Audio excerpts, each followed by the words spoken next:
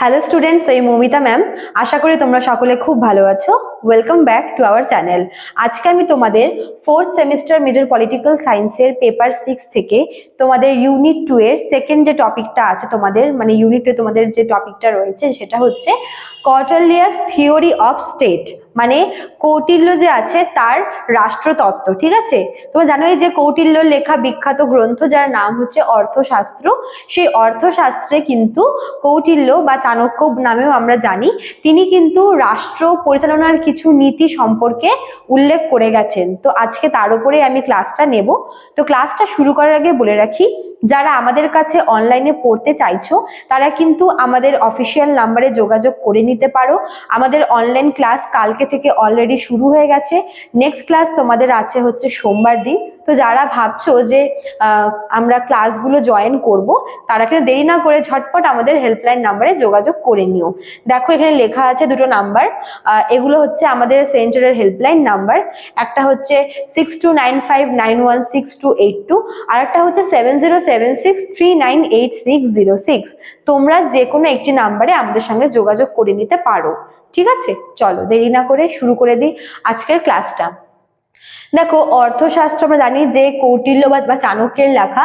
অর্থশাস্ত্রে কিন্তু রাজনীতি সংক্রান্ত বা রাষ্ট্র কেমন হওয়া উচিত, একটা রাষ্ট্রের যে বা মানে একটা রাষ্ট্রের সেখানে মানে রাজনৈতিক জিনিসপত্র বলো বা সেখানকার যে হচ্ছে বিভিন্ন একটা রাষ্ট্রকে পরিচালনা করতে অনেক জিনিসের প্রয়োজন হয়, বিভিন্ন পদক্ষেপ নিতে হয়। ঠিক আছে, একদিক থেকে যেরকম রাজাকে ন্যায়পরায়ণ হতে হয়, তেমনি কিন্তু অর্থনৈতিক দিক থেকে স্বাবলম্বী এবং শক্তিশালী হওয়াটাও খুব প্রয়োজন।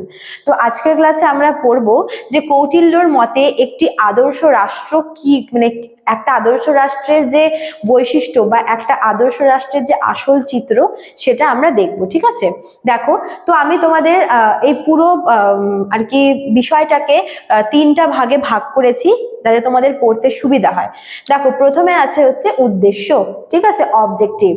তো এই অর্থশাস্ত্র যে গ্রন্থটা কৌটিল্যের, যেটা হচ্ছে প্রাচীন ভারতের একটি গুরুত্বপূর্ণ সম্পদ বলে মনে করা হয়, সেখানে কিন্তু কৌটিল্য রাষ্ট্রতত্ত্ব জিনিসটার উপরে খুব বেশি পরিমাণে গুরুত্ব দিয়েছেন। কৌটিল্য মনে করেন যে একটি রাষ্ট্রের মানে মেন কাজটাই হচ্ছে জনগণ বা মানুষের সামগ্রিক কল্যাণ। বলতে পারো যে কৌটিল্য হচ্ছে রাষ্ট্রকে সামগ্রিক উন্নয়নের একটি মাধ্যম হিসেবে ব্যবহার করেছেন বা মাধ্যম হিসেবে বোঝাতে চেয়েছেন। তিনি মনে করেন যে একটি রাষ্ট্রে যে সমস্ত জনগণ বসবাস করে, প্রত্যেকের উন্নয়ন সে বিভিন্ন ক্ষেত্রে তার ফাইন্যান্সিয়ালি বলো বা যে কোনো কিছুতেই বলো, যে একটি রাষ্ট্রের জনগণের সামগ্রিক উন্নয়ন করাই হচ্ছে রাষ্ট্রের মূল লক্ষ্য। ঠিক আছে, এটা হচ্ছে বলতে পারো যে প্রথম পয়েন্টটা, যে উদ্দেশ্যটা কি, মানে তার এই রাষ্ট্রতত্ত্বের মেন উদ্দেশ্যটা কি। তিনি বলেইছেন যে রাষ্ট্র হবে জনগণের জন্য, জনগণের মঙ্গল করবে, জনগণের কল্যাণ করবে এবং জনগণের সামগ্রিক উন্নয়ন ঘটাবে। এবার দেখো নেক্সট পয়েন্টটা হচ্ছে উপাদান।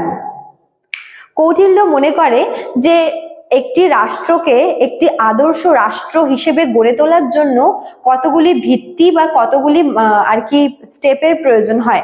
মানে একটি রাষ্ট্রকে হচ্ছে সুপ্রতিষ্ঠিত করার জন্য এবং আদর্শ রাষ্ট্র হিসেবে গড়ে তোলার জন্য কতগুলি উপাদানের প্রয়োজন। সেই উপাদানগুলিকে কৌটিল্য 5টা ভাগে ভাগ করেছে। ঠিক আছে, তার মধ্যে প্রথম ভাগটা হচ্ছে অবশ্যই যিনি শাসক বা রাজা। এক্ষেত্রে তিনি বলেছেন যে যিনি শাসক হবেন মানে রাজা, তাকে কিন্তু অবশ্যই ন্যায়পরায়ণ হতে হবে।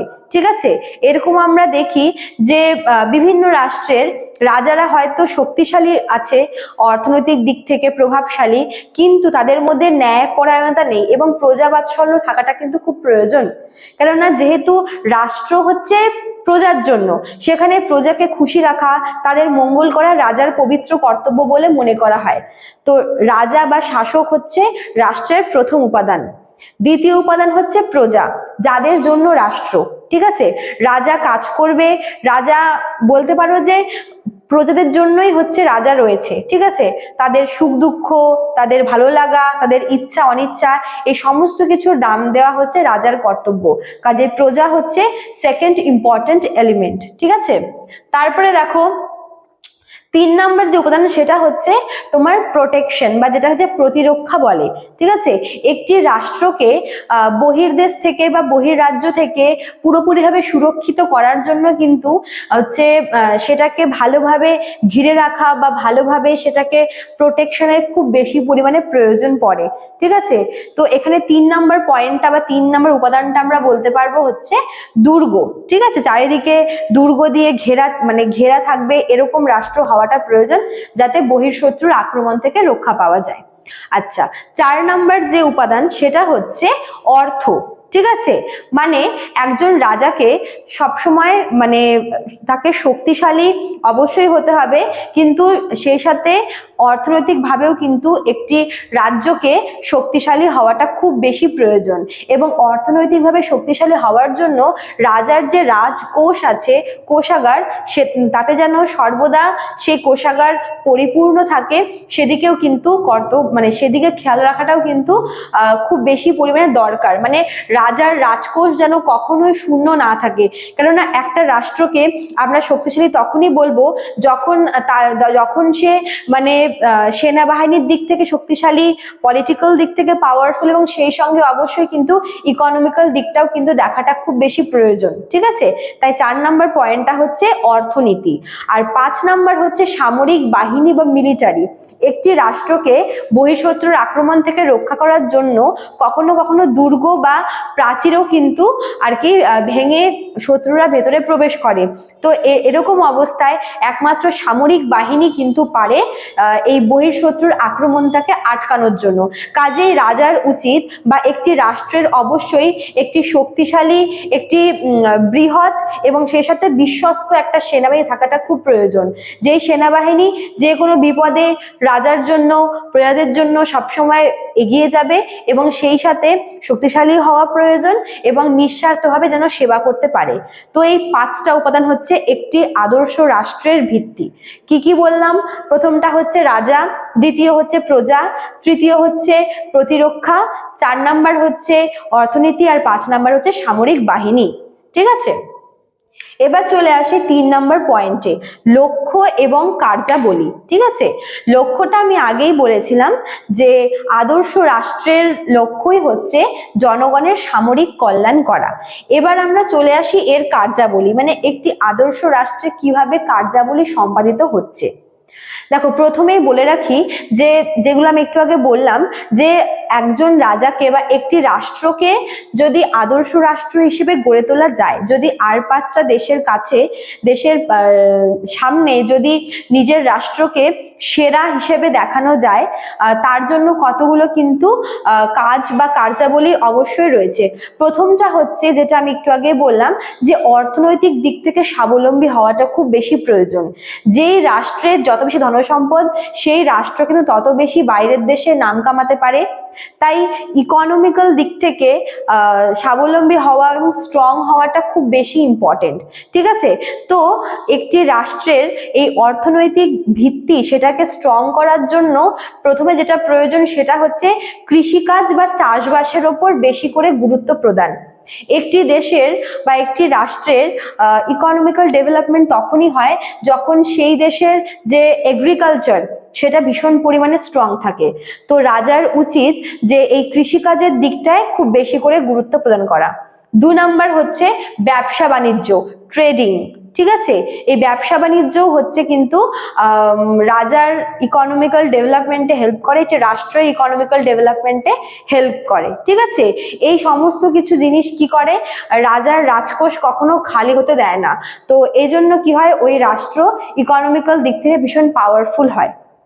এবার চলে আসি 2 নাম্বার, পলিটিক্যাল পাওয়ার। পলিটিক্যাল পাওয়ার বাড়ানোর জন্য রাজার কি করা উচিত? দেখো, অভ্যন্তরীণ দিক থেকে বলো বা বহিরাগত দিক থেকে বলো, অভ্যন্তরীণ দিকের আগে কথা বলি। রাজাকে অবশ্যই ন্যায়পরায়ণ হতে হবে, যেহেতু রাষ্ট্র মানেই হচ্ছে সেখানে প্রজাদের সুখ শান্তির দেখা, তাদের নিরাপত্তা দেওয়া, তাদের সুরক্ষা দেওয়া, এইসব কিছু ম্যাটার করে। কাজেই যদি একবার রাষ্ট্রের অভ্যন্তরীণ জনগণের একবার যদি সাপোর্ট পাওয়া যায়, তবে কিন্তু রাজা অনেকটাই আর কি স্ট্রং হয়ে ওঠে, ঠিক আছে। কারণ আমরা দেখি যে বিভিন্ন দেশে বা অনেক রাষ্ট্রে এরকম থাকে যে রাজা অত্যাচারী হওয়ার জন্য কখনো কখনো প্রজারা ভীষণ পরিমাণে ক্ষেপে যায়, তারা বিদ্রোহ করে রাজার এগেনস্টে, ঠিক আছে। তো রাজাকে এখানে একটু কূটনীতির আশ্রয় নিতে হবে, তাকে বাইরের দেশের সাথে যেরকম সুসম্পর্ক বজায় রাখতে হবে, ঠিক তেমন তাকে তার নিজের ঘরের লোকেদেরও কিন্তু সুরক্ষা এবং তাদের ভালো মন্দটা দেখার দায়িত্ব নিতে হবে। এতে করে কিন্তু সে পলিটিক্যালি ভীষণ পাওয়ারফুল হবে, ঠিক আছে। তো এই সমস্ত কার্যাবলীগুলো একজন রাজার, একজন শাসকের অবশ্যই করণীয়, যদি সে একটা রাষ্ট্রকে আদর্শ রাষ্ট্র হিসেবে গড়ে তুলতে চায়। তো এটাই ছিল হচ্ছে কৌটিল্যর অর্থশাস্ত্রের লেখা হচ্ছে রাজ্য বা রাষ্ট্রের আর কি মেন তত্ত্বটা, ঠিক আছে। কৌটিল্যর মতে এই সমস্ত কিছু যদি একটা রাষ্ট্রে ভালোভাবে সুসম্পন্ন হয়, তবে সেই রাষ্ট্র কিন্তু আদর্শ বা আইডিয়াল স্টেট হিসেবে পরিচিতি পাবে, ঠিক আছে। তো স্টুডেন্টস, এটাই ছিল তোমাদের আজকের ক্লাস। আমি তোমাদের খুব ইজি করে বোঝানোর চেষ্টা করলাম, আশা করছি তোমরা বুঝতে পারলে। ভালো লাগলে অবশ্যই লাইক কমেন্ট করবে, আর যারা জয়েন করতে চাচ্ছে তারা কিন্তু এর মধ্যে জয়েন করে নিও। তোমাদের একটা ক্লাস অলরেডি হয়ে গেছে, আমি পড়িয়েও দিয়েছি একটা টপিক। নেক্সট ক্লাস তোমাদের আছে হচ্ছে সোমবার রাত্রি 9:30টার সময়। তো যারা জয়েন করবে তারা কিন্তু এর মধ্যেই জয়েন করে নিও, ঠিক আছে। চলো, আজকে এতটুকুই থাকলো, দেখা হচ্ছে নেক্সট ক্লাসে। Thank you.